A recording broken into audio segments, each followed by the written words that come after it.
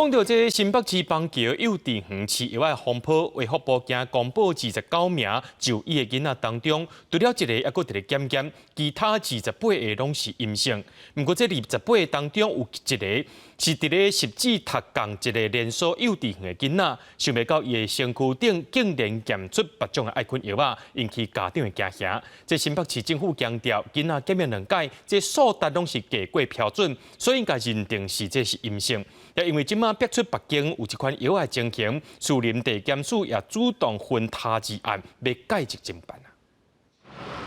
新北市幼儿园饲药案无脱手，卫福部15公布上新6月检验统计，目前就医的29位幼童中，一个人当咧检验，其他28人包皮图检验结果拢是阴性。因过其中所有1名幼童验出另外一种氨平药苯二氮平类 A 微量残留，敢是因为其他因素干扰造成的，也爱去调查。他这个尿中的这个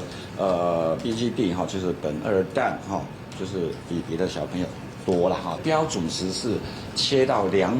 纳克，所以在解读上面，它其实是阴性。因为这个幼童伫饲药案的连锁体系的实际幼稚园就读，当事家长伫面册社团发文呼吁父母赶紧带囡仔去体检，未少家长下到提早到幼稚园真烦恼的接囡仔回去。就想说带小朋友去验一下嘛。对，谢谢。现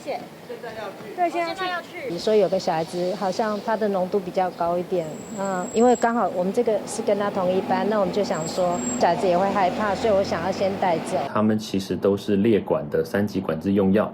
如果我们在没有服用这样子的药物之前呢，其实是不可能在身体里面有这样子的化合物残留的。6月12尿液苯二氮平类之检验结果为20耐克每毫升。那6月13经过了复验，得到是29耐克每毫升，2次检测的结果皆小于200耐克每毫升，结果判定为阴性。新北市长侯友宜伫面册发文强调，这位幼童2摆的检验数值拢比标准大家，结果是阴性，呼吁化解唔通乌白乱传。也指出市府谨慎处理，已经甲家长联系。国告这间幼稚园留存监视器影像，也毋过饲药案技术过延伸案发案，幼林地检署也主动分他治案，会由妇幼专组主任检察官负责承办记者综合报道。